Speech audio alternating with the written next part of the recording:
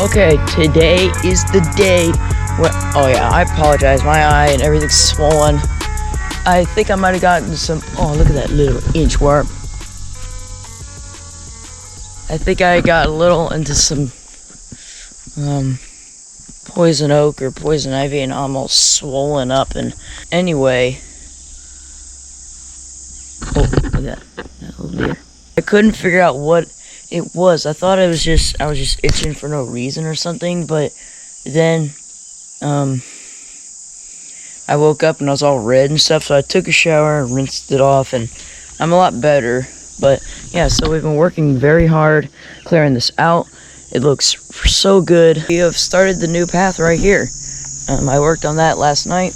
Got some big logs from here to make it look good. So you take your bike in here, and then when you're ready, roll down here. There'll be a berm here that you can turn.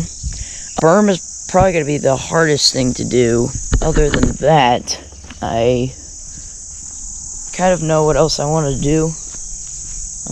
I did get a push mower through here a little bit and mowed some of this out. So, alright, well, I think we might do a time lapse of us burning some stuff and clean out this stuff, so it'll be pretty cool.